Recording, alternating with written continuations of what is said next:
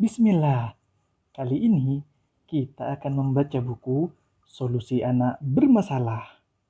Baca dari cover depannya dulu ya. Apakah anak Anda malas sholat, suka berdusta, pendengki, pemarah, penakut, egois, hiperaktif? Semoga tidak. Temukan terapi praktisnya dalam buku ini. Buku ini ditulis oleh Syekh Mahmud Mahdi Al-Istambuli. Penerbitnya Zam-Zam Mata Air Ilmu. Setelah kita baca cover depannya, mari kita baca cover belakangnya. Solusi anak bermasalah. Anak Anda tidak mau sholat, suka berdusta, pemalas, egois, pemarah, hiperaktif, suka ngompol, kurang nafsu makan, atau memiliki perilaku bermasalah lainnya. Kalau begitu, inilah buku yang sedang Anda tunggu. Karakter buruk pada anak seringkali membuat cemas para orang tua dan mengusik benak mereka. Sebab anak-anak yang bermasalah pada kepribadiannya merupakan bahaya menakutkan yang mengancam masa depan keluarga dan umat. Sedangkan solusi mengatasi anak-anak bermasalah merupakan seni pekerjaan tersendiri yang membutuhkan usaha keras. Dalam buku ini dijabarkan berbagai bentuk perilaku buruk anak yang harus diwaspadai oleh setiap orang tua, disertai dengan solusi praktis, menjadikan buku ini layak dibaca oleh setiap orang tua dan para pendidik. Selamat membaca. Bismillahirrahmanirrahim. Anak tunggal. Penulis baru saja berkenalan dengan seseorang. Saya mendapatinya selalu guncang dan gelisah. Ia menuturkan anaknya yang sakit-sakitan. Belajarnya tidak rajin dan fisiknya lemah. Saya bertanya, bukankah ini anak Anda satu-satunya? Ia menjawab, benar. Bagaimana Anda tahu? Saya tahu dari kegelisahan Anda atas dirinya. Dan Anda terus-menerus mencarinya.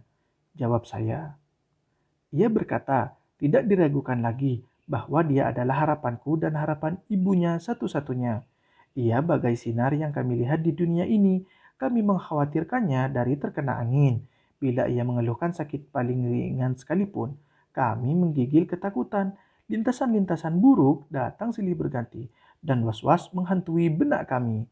Saya katakan kepadanya, maukah Anda bila saya beritahukan tentang perilaku anak tunggal? Ya, mau, jawabnya. Saya katakan, sesungguhnya Allah yang maha bijaksana, yang maha menguasai, dan yang maha kuasa yang menjadi sandaran. Bila Anda menyepelekan permintaan anak Anda apa saja, ia akan pura-pura sakit atau syarafnya terserang, sehingga menjadi meriang, gemetaran, gemetaran, dan berbusa mulutnya. Sahabatku itu mulai terpengaruh. Apakah itu bisa diobati? Saya menjawab, tunggu sebentar. Aku akan menceritakan perilaku anak tunggal lebih lanjut. Ia akan memuntahkan makanan hanya karena kejadian ringan sekalipun.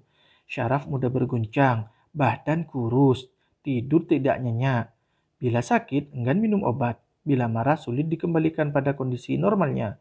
Bisa jadi ia sulit berbicara dan hanya suka berisyarat, di mana Anda akan mengiyakan keinginannya dengan sekedar melihat isyarat yang tampak wajah anak tanpa berkata apapun. Temanku berkata, cukup, cukup. Anda telah memberi gambaran jelas kepadaku, seakan-akan Anda mengetahui sepenuhnya. Bagaimana Anda bisa tahu semuanya? Saya jawab, ini bukan rahasia, menakjubkan lagi. Ini bukan rahasia menakjubkan lagi. Itulah karakter anak tunggal. Perilakunya sudah dikenal dan telah dibicarakan oleh banyak pendidik. Ia bertanya, apakah para pendidik itu memberitahukan sarana metode untuk mendidik anak seperti ini?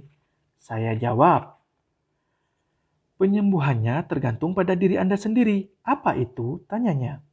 Beriman kepada Allah Subhanahu wa taala dan percaya sepenuhnya kepadanya serta meyakini bahwa segala sesuatu yang akan terjadi harus terjadi.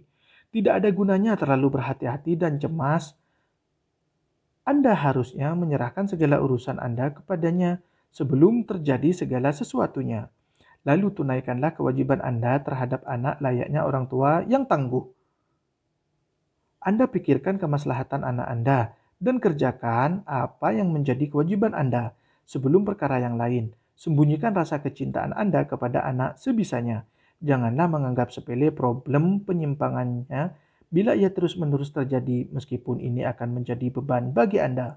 Bapak itu pun berteriak layaknya orang yang kehilangan anaknya, dan kedua matanya meneteskan air mata. Ia berkata, "Kalau kita tidak bisa melaksanakan kemauan yang keras ini, apa yang kita lakukan?" Saya jawab, bila Anda tidak mampu melakukan kiat yang saya sampaikan, maka Anda harus mengirimnya ke sekolah khusus untuk mendidik dan mengajarinya.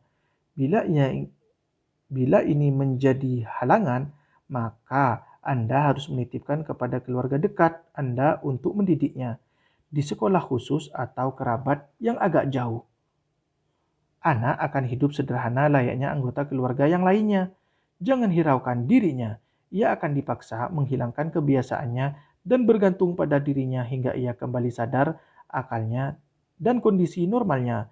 Bila Anda tidak melakukan apa yang saya kemukakan ini, niscaya anak Anda akan menjadi ancaman berbahaya bagi diri Anda, diri anak, dan ibunya.